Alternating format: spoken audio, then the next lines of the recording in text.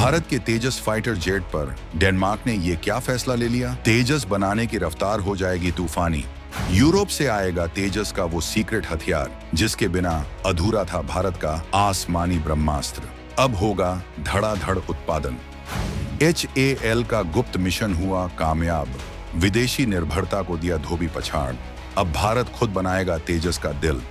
LIC पर तैनात होंगे 200 से अधिक मेड इन इंडिया शिकारी। ड्रैगन के J-20 का घमंड होगा चकनाचूर। भारत की वायुसेना का नया अवतार, एक छोटा सा पुर्जा जिसका नाम तक शायद आपने नहीं सुना होगा, लेकिन इसी एक पुर्जे ने हिंदुस्तान के सबसे बड़े रक्षा सौदों में से एक, हमारे अपने तेजस फाइटर जेट प्रोग्राम की सांसें रोक रखी थीं। सालों से हमारा हिंदुस्तान एरोनॉटिक्स लिमिटेड HAL इंतजार कर रहा था। वायुसेना की नजरें आसमान पर टिकी थीं, लेकिन तेजस की गड़गड़ाहट दुश्मनों के दिलों में खौफ पैदा नहीं कर पा रही थी। वजह, एक देश डेनमार्क जिसने एक मामूली से दिखने वाले इंजन चार्ज एम्पलीफायर पर निर्यात का ताला लगा रखा था। दुनिया को लग रहा था कि भारत पश्चिमी देशों के दबाव में है, कि हमारा स्वदेशी लड़ाकू विमान का सपना बस सपना ही रह जाएगा। लेकिन पर्दे के पीछे जो खेल चल रहा था उसने पूरी बाजी ही पलट दी। भारत ने एक ऐसा कूटनीतिक और तकनीकी चक्रव्यूह रचा जिसने न सिर्फ डेनमार्क को अपना फैसला बदलने पर मजबूर किया, बल्कि हमेशा हमेशा के लिए विदेशी निर्भरता की बेड़ियों को भी तोड़ फेंका। यह उस महाअभियान की कहानी है जिसने साबित कर दिया कि 2025 का भारत अब किसी से दबता नहीं, बल्कि अपना रास्ता खुद बनाता है।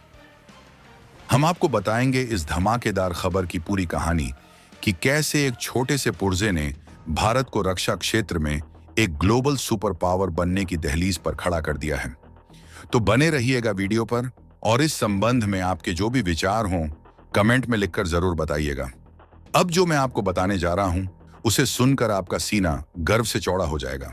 ये कहानी किसी फिल्मी थ्रिलर से कम नहीं है, जहां हर मोड़ पर एक नया सस्पेंस है, एक नया दांव है और जीत हमेशा भारत की होती है। तो हुआ यूं कि हमारा तेजस MK1A, जिसे हम आसमान का बाजीगर कहते हैं, पूरी तरह से तैयार था दुश्मनों के छक्के छुड़ाने के लिए।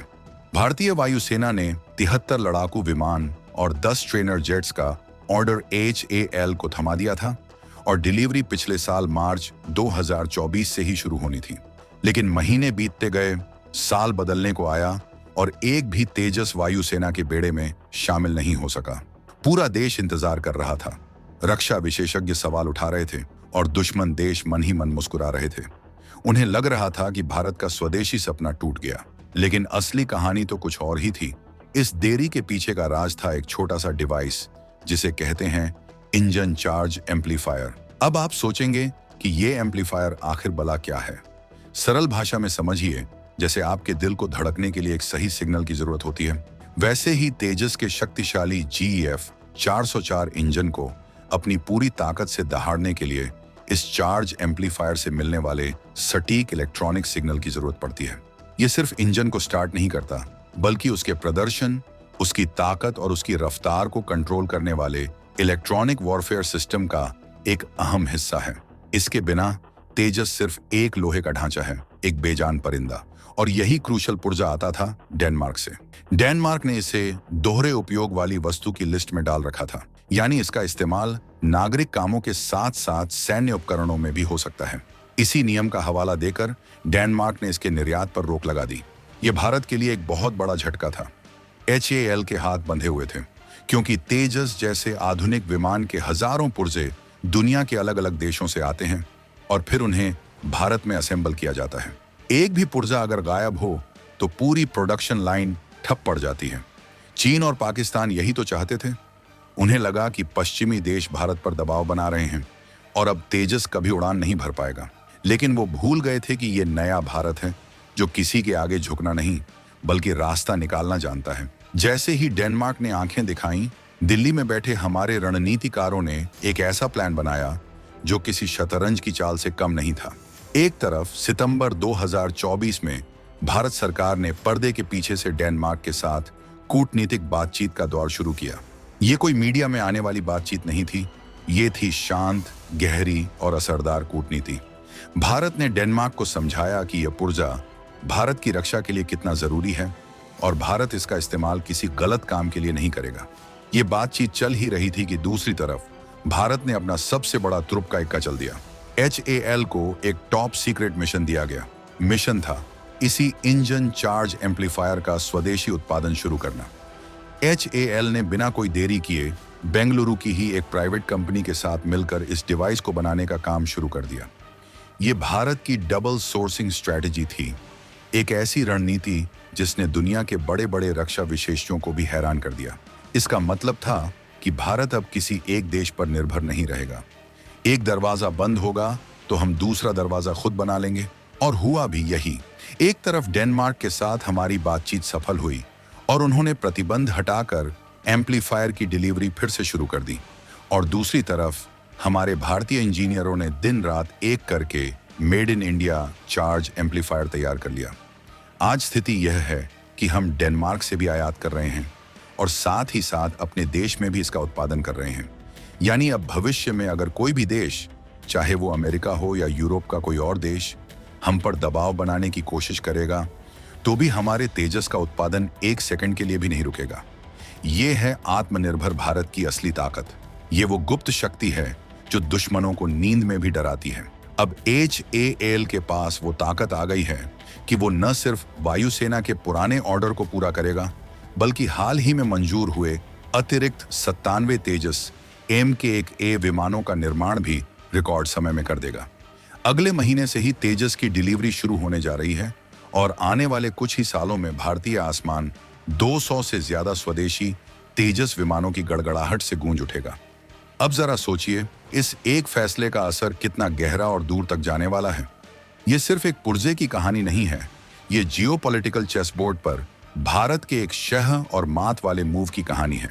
सबसे पहला और सीधा संदेश गया है चीन को। चीन जो हमेशा अपनी वायुसेना की संख्या बल पर इतराता है, जो LAC पर अपने J-20 और J-16 फाइटर जेट्स को तैनात करके हमें डराने की कोशिश करता है, अब उसकी ये हेकड़ी निकलने वाली है।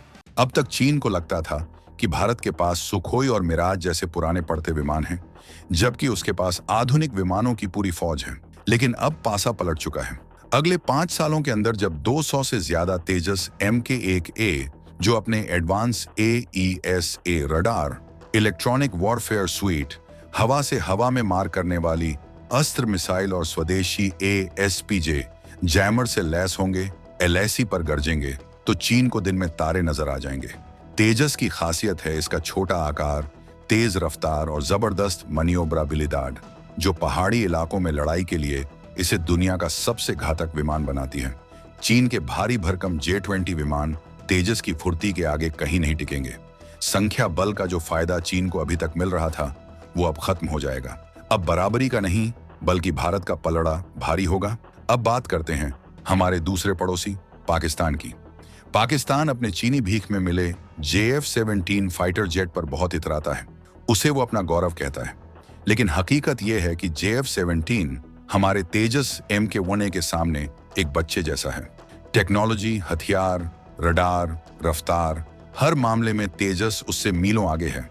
अब जब एक दो नहीं, बल्कि तेजस का पूरा झुंड पाकिस्तानी सीमा पर गश्त करेगा, तो JF-17 के पायलटों को हवा में आने से पहले 100 बार सोचना पड़ेगा। पाकिस्तान का तथाकथित गर्व अब भारत के आत्मनिर्भर शक्ति के सामने शर्मिंदा होगा। यह पाकिस्तान के लिए एक ऐसा सदमा है जिससे उबरना उसके लिए नामुमकिन होगा। यह सिर्फ 2 देशों की बात नहीं है। इस कदम से भारत ने अमेरिका को भी एक बहुत बड़ा संदेश दिया है। भारत तेजस के अगले वर्जन MK2 और 5वीं पीढ़ी के M का फाइटर जेट के लिए अमेरिका के F-414 इंजन पर निर्भर है। भारत ने दिखा दिया है कि अगर अमेरिका इंजन सप्लाई में आनाकानी करता है या देरी करता है, तो हम MK1A का उत्पादन इतनी बड़ी संख्या में बढ़ा देंगे कि MK2 और MK के आने तक हमारी वायुसेना को कोई कमी महसूस नहीं होगी। हम किसी के मोहताज नहीं हैं। ये भारत की रणनीतिक स्वायत्तता का ऐलान है जो पूरी दुनिया सुन रही है। इस कहानी का क्लाइमैक्स तो अभी बाकी है। HAL द्वारा स्वदेशी चार्ज एम्पलीफायर बना लेना, ये सुनने में शायद एक छोटा कदम लगे, लेकिन यही वो छलांग है जो भारत को भविष्य की टेक्नोलॉजी का बादशाह बनाएगी। ये सिर्फ एक पुर्जे का स्वदेशीकरण नहीं है, ये उस जटिल और संवेदनशील इलेक्ट्रॉनिक वॉरफेयर टेक्नोलॉजी पर महारत हासिल करने जैसा है जिसे दुनिया के गिने चुने देश ही बना पाते हैं। यही टेक्नोलॉजी कल भारत के अपने स्वदेशी फाइटर जेट इंजन, हमारे next generation electronic warfare suits और भविष्य के सभी हवाई हथियारों की नींव बनेगी। हमने वो रहस्य सीख लिया है जिसे पश्चिमी देश किसी को नहीं सिखाते। अब भारत सिर्फ फाइटर जेट असेंबल करने वाला देश नहीं, बल्कि फाइटर जेट की आत्मा यानी उसकी कोर टेक्नोलॉजी बनाने वाला देश बन गया है। और इसका सबसे बड़ा फायदा मिलेगा भारत के रक्षा निर्यात को। तेजस की अटकी हुई डिलीवरी और धीमी उत्पादन गति की वजह से हम इसे दूसरे देशों को बेचने में हिचकिचा रहे थे, लेकिन अब नहीं। अब जब उत्पादन की सारी बाधाएं दूर हो गई हैं, तो भारत पूरी दुनिया के सामने अपने तेजस को एक बेहतरीन और किफायती विकल्प के तौर पर पेश करेगा।